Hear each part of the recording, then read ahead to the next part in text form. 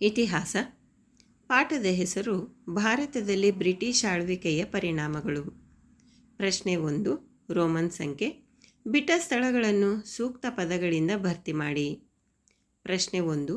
ದಿವಾನಿ ಅದಾಲತ್ ಎಂಬ ನಾಗರಿಕ ನ್ಯಾಯಾಲಯವನ್ನು ಸ್ಥಾಪಿಸಿದವರು Warren Hastings. ಪ್ರಶ್ನೆ 2. ಸೂಪರಿಂಟೆಂಡೆಂಟ್ ಆಫ್ ಪೊಲೀಸ್ ಹುದ್ದೆಯನ್ನು ಸ್ಥಾಪಿಸಿದವನು ಕಾರ್ನ್ವಾಲಿಸ್.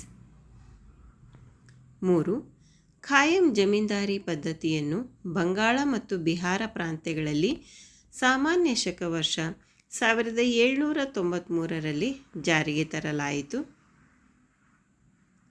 ಪ್ರಶ್ನೆ 4.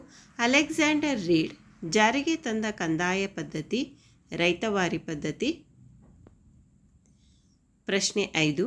ಆಧುನಿಕ ಶಿಕ್ಷಣ ವ್ಯವಸ್ಥೆಗೆ ಮೆಕಾಲೆಯು ನೀಡಿದ ವರದಿ ತಳಹದಿಯಾಯಿತು.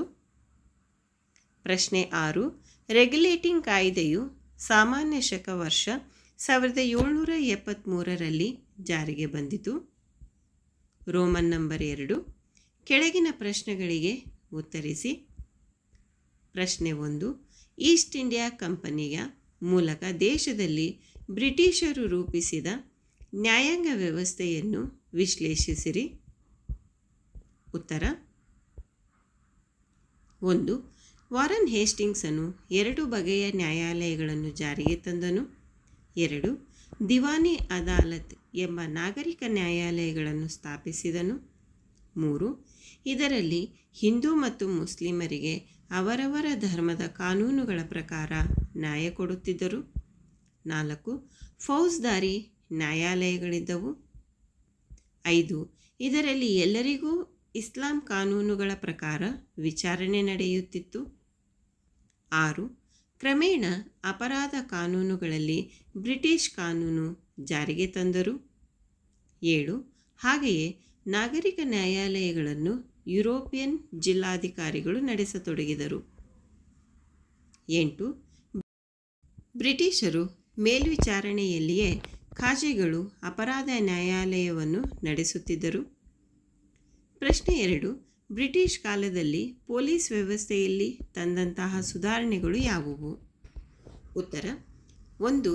ಕಾರ್ನ್ವಾಲಿಸನು ಮೊದಲ ಬಾರಿಗೆ ಪೊಲೀಸ್ ವಿಭಾಗವನ್ನು ಜಾರಿಗೆ ತಂದನು. 2. ಸೂಪರಿಂಟೆಂಡೆಂಟ್ ಆಫ್ ಪೊಲೀಸ್ ಹುದ್ದೆಯನ್ನು ಸೃಷ್ಟಿಸಿದನು. 3. ಪ್ರತಿ ಜಿಲ್ಲೆಯನ್ನು ಠಾಣೆಗಳಾಗಿ ವಿಂಗಡಿಸಿದನು. 4. ಠಾಣೆಗಳು ಕೋತ್ವಾಲರ, ಹಳ್ಳಿಗಳು ಚೌಕಿದಾರರ ಅಧೀನದಲ್ಲಿ ಇರಿಸಿದನು. 5. ಕೋತ್ವಾಲರು ಹಳ್ಳಿಗಳಲ್ಲಿ ಕಳ್ಳತನ, ದರೋಡೆ, ಅಪರಾಧವನ್ನು ನಿಯಂತ್ರಿಸುತ್ತಿದ್ದರು. 6. ಪೊಲೀಸ್ ವ್ಯವಸ್ಥೆಯು ಬ್ರಿಟಿಷ್ ಅಧಿಕಾರಿಗಳ ಅಧೀನವಾಯಿತು. 7. ಪೊಲೀಸ್ ಅಧಿಕಾರಿಗಳು ಮ್ಯಾಜಿಸ್ಟ್ರೇಟರ್ನ ಅಧೀನಕ್ಕೆ ಬಂದರು. 8. 1861ರಲ್ಲಿ ಪೊಲೀಸ್ ಕಾಯ್ದೆಯನ್ನು ಜಾರಿಗೆ ತರಲಾಯಿತು. ಪ್ರಶ್ನೆ 3.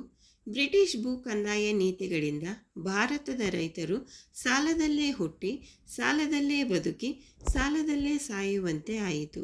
ಹೇಗೆ? ವಿಮರ್ಶಿಸಿ. ಉತ್ತರ. 1. ಇದನ್ನು ಕಾರ್ನ್ವಾಲಿಸನು ಜಾರಿಗೆ ತಂದನು. 2. ಇದರಲ್ಲಿ ಜಮೀನ್ದಾರನು ಭೂಮಾಲೀಕನಾದನು. 3. ಅವನು ವರ್ಷದ ನಿರ್ದಿಷ್ಟ ದಿನದೊಳಗೆ ಬ್ರಿಟಿಷರಿಗೆ ಕಂದಾಯ ಕಟ್ಟಬೇಕಿತ್ತು. 4. ಇದು ಜಮೀನ್ದಾರರು ಎಂಬ ಹೊಸ ವರ್ಗವನ್ನು ಸೃಷ್ಟಿಸಿತು. 5. ಜಮೀನ್ದಾರನು ರೈತರಿಂದ ಹೆಚ್ಚಿಗೆ ವಸೂಲಿ ಮಾಡಿದ ಹಣವನ್ನು ತಾನೇ ಇಟ್ಟುಕೊಳ್ಳುತ್ತಿದ್ದನು. 6. ಈ ರೀತಿಯ ಪದ್ಧತಿಯಿಂದ ಬ್ರಿಟಿಷರಿಗೆ ಹಾಗೂ ಜಮೀನ್ದಾರರಿಗೆ ಅಪಾರ ಲಾಭವಾಯಿತು. 7. ರೈತರು ನಿರಂತರವಾಗಿ ಶೋಷಣೆಗೆ ಒಳಗಾದರು. 8. ಈ ಪದ್ಧತಿಯಿಂದ ರೈತರ ಜೀವನ ಸಂಪೂರ್ಣ ಅತಂತ್ರವಾಯಿತು. ಪ್ರಶ್ನೆ 4. ರೈತವಾರಿ ಪದ್ಧತಿಯು ಒಳಗೊಂಡಿದ್ದ ಪ್ರಮುಖ ಅಂಶಗಳು ಯಾವುವು? ಉತ್ತರ. 1. ಇದನ್ನು ಅಲೆಕ್ಸಾಂಡರ್ ರೀಡ್ ಬಾರಮಹಲ್ ಪ್ರಾಂತ್ಯದಲ್ಲಿ ಜಾರಿಗೊಳಿಸಿದನು. 2. ಮುಂದೆ ಥಾಮಸ್ ಮನ್ರೋ ಮದ್ರಾಸು ಮತ್ತು ಮೈಸೂರು ಪ್ರಾಂತ್ಯಗಳಲ್ಲಿ ಆರಂಭಿಸಿದನು. 3. ಇದು ಸರ್ಕಾರ ಮತ್ತು ರೈತರ ನಡುವೆ ನೇರ ಸಂಪರ್ಕ ಕಲ್ಪಿಸಿತು. 4. ಉಳುಮೆ ಮಾಡುವವನನ್ನು ಸರ್ಕಾರವು ಭೂಮಿಯ ಮಾಲೀಕನನ್ನಾಗಿ ಮಾಡಿತು. 5. ಆದರೆ ರೈತರು 50% ಕಂದಾಯ ಕಟ್ಟಬೇಕಿತ್ತು. 6. ಈ ಕಂದಾಯದ ಮೊತ್ತವೇ ರೈತರಿಗೆ ಉರುಳಾಯಿತು. 7. ಕಂದಾಯ ವಸೂಲಿಗಾರರು ನಿರ್ದಾಕ್ಷಿಣ್ಯವಾಗಿ ವಸೂಲಿ ಮಾಡುತ್ತಿದ್ದರು. 8. ಅನೇಕ ಬಾರಿ ರೈತರು ಸಾಲ ಮಾಡಿ ತಮ್ಮ ಜಮೀನನ್ನೇ ಕಳೆದುಕೊಂಡರು. ಪ್ರಶ್ನೆ 5. ಬ್ರಿಟಿಷರ ಕಂದಾಯ ನೀತಿಗಳಿಂದ ಆದ ಪರಿಣಾಮಗಳು ಏನು? ಉತ್ತರ 1. ರೈತರನ್ನು ಶೋಷಿಸುವ ಜಮೀನ್ದಾರ ವರ್ಗ ಸೃಷ್ಟಿಯಾಯಿತು. 2. ರೈತರು ಶೋಷಣೆಗೆ ಒಳಗಾಗಿ ನಿರ್ಗತಿಕರಾದರು. 3. ಭೂಮಿಯು ಮಾರಾಟದ ವಸ್ತುವಾಯಿತು. 4. ಅನೇಕ ಜಮೀನ್ದಾರರು ಕಂದಾಯ ಕಟ್ಟಲು ತಮ್ಮ ಜಮೀನು ಪರಭಾವೆ ಮಾಡಿದರು. ಇಲ್ಲಿ ಮಾ ಪಕ್ಕಕ್ಕೆ ಆ ಬಂದಿದೆ, ಆನ ಬರ್ಕೋಬೇಡಿ, ಮಾಡಿದರು ಅಂತ ಬರ್ಕೊಳ್ಳಿ. 5. ಕೃಷಿ ಭೂಮಿಯು ವಾಣಿಜ್ಯೀಕರಣಗೊಂಡಿತು. 6. ಲೇವಾದೇವಿಗಾರರು ಬಲಿಷ್ಠರಾದರು. 7. ಭೂಮಿಯನ್ನು ಪರಭಾವೆ ಮಾಡಬಹುದಾಯಿತು. 8. ಭಾರತದ ಭೂಮಿ ಇಂಗ್ಲೆಂಡಿನ ಕೈಗಾರಿಕೆಗಳಿಗೆ ಕಚ್ಚಾ ವಸ್ತು ಪೂರೈಸುವ ಕಾರ್ಖಾನೆಯಾಯಿತು. ಪ್ರಶ್ನೆ 6. ಬ್ರಿಟಿಷ್ ಶಿಕ್ಷಣದಿಂದ ಉಂಟಾದ ಪರಿಣಾಮಗಳನ್ನು ಪಟ್ಟಿ ಮಾಡಿ. ಉತ್ತರ 1. ಭಾರತೀಯರು ಆಧುನಿಕತೆ, ಪ್ರಜಾಪ್ರಭುತ್ವ, ರಾಷ್ಟ್ರೀಯವಾದಿ ದೃಷ್ಟಿಕೋನ ಬೆಳೆಸಿಕೊಂಡರು. 2. ಸ್ಥಳೀಯ ಭಾಷೆಗಳ ಸಾಹಿತ್ಯ ರಚನೆಗೆ ಪ್ರೋತ್ಸಾಹ ಸಿಕ್ಕಿತು. 3. ವೃತ್ತಪತ್ರಿಕೆಗಳು ಬೆಳೆಯತೊಡಗಿದವು.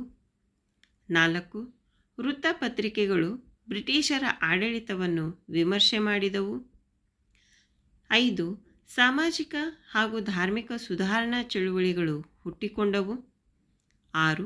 ರೂಸೋ, ಮಿಲ್, ಮಾಂಟೆಸ್ಕೋ ಅವರ ವಿಚಾರಗಳು ಭಾರತೀಯರನ್ನು ಪ್ರಭಾವಿಸಿದವು. 7. ಬೇರೆ ಬೇರೆ ದೇಶಗಳ ಸ್ವಾತಂತ್ರ್ಯ ಚಳುವಳಿಗಳು ಭಾರತೀಯರ ಮೇಲೆ ಪ್ರಭಾವ ಬೀರಿದವು. 8. ಭಾರತೀಯರು ತಮ್ಮ ಸಮೃದ್ಧ ಸಂಸ್ಕೃತಿಯನ್ನು ಅರಿತರು. ಪ್ರಶ್ನೆ 7. ರೆಗ್ಯುಲೇಟಿಂಗ್ ಕಾಯ್ದೆ ಹೊಂದಿದ್ದ ನಿಬಂಧನೆಗಳು ಯಾವುವು? 1. ಬಂಗಾಳದ ಪ್ರೆಸಿಡೆನ್ಸಿಯು ಉಳಿದೆರಡು ಪ್ರೆಸಿಡೆನ್ಸಿಗಳ ಮೇಲೆ ಅಧಿಕಾರ ಪಡೆಯಿತು. 2.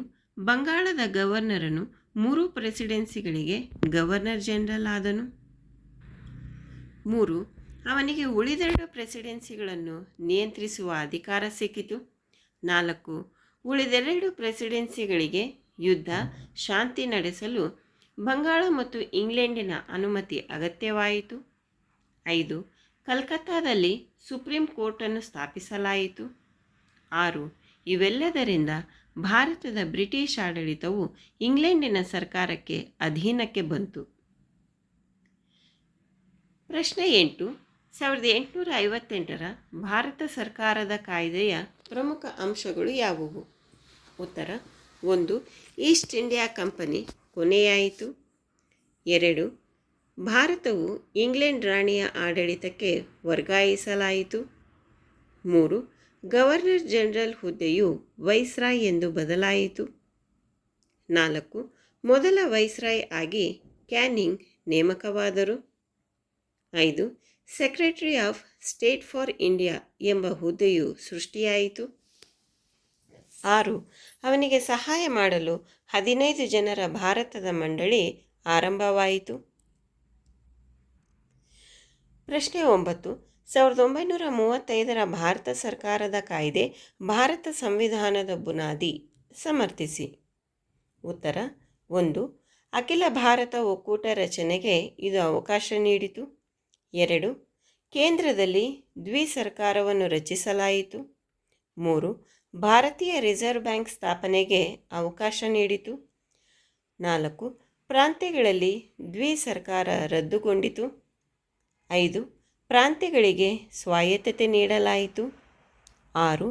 ಫೆಡರಲ್ ಕೋರ್ಟ್ ಸ್ಥಾಪನೆಗೆ ಅವಕಾಶ ನೀಡಿತು. 7. ಇದು ಭಾರತಕ್ಕೆ ಜವಾಬ್ದಾರಿಯುತ ಸರ್ಕಾರ ರಚಿಸಲು ಅವಕಾಶ ನೀಡಿತು. 8. ದೇಶೀಯ ಸಂಸ್ಥಾನಗಳಿಗೂ ಅನ್ವಯವಾಗುವ ಅನೇಕ ಅಂಶಗಳನ್ನು ಇದು ಒಳಗೊಂಡಿತ್ತು. ಪ್ರಶ್ನೆ 10. 1919ರ ಕಾಯ್ದೆಯ ಪ್ರಮುಖ ಅಂಶಗಳು ಯಾವುವು? ಉತ್ತರ: 1. ಕೇಂದ್ರದಲ್ಲಿ ದ್ವಿಶಾಸಕಾಂಗ ರಚನೆಗೆ ಅವಕಾಶವಾಯಿತು. 2. ಪ್ರಾಂತ್ಯಗಳಲ್ಲಿ ದ್ವಿಸರ್ಕಾರಕ್ಕೆ ಅವಕಾಶ ನೀಡಿತು. 3. ಭಾರತಕ್ಕೆ ಒಬ್ಬ ಹೈಕಮಿಷನರ್ ನೇಮಕವಾಯಿತು. 4. ಸ್ಥಳೀಯ ಸಂಸ್ಥೆಗಳ ಅಭಿವೃದ್ಧಿಗೆ ಭರವಸೆ ನೀಡಿತು. ಇಲ್ಲಿ ಅಭಿವೃದ್ಧಿಗೆ ಆ ಪಕ್ಕಕ್ಕೆ ಬಾಯಿದೆ, ಅದನ್ನು ಬಿಟ್ಟು ಬರ್ಕೊಳ್ರಿ. 5. ಕೇಂದ್ರದ ಬಜೆಟಿನಿಂದ ಪ್ರಾಂತ್ಯಗಳ ಬಜೆಟನ್ನು ಬೇರ್ಪಡಿಸಲಾಯಿತು. 6. ಪ್ರತ್ಯೇಕ ಚುನಾವಣಾ ಮತಗಟ್ಟೆಯನ್ನು ವಿಸ್ತರಿಸಲಾಯಿತು.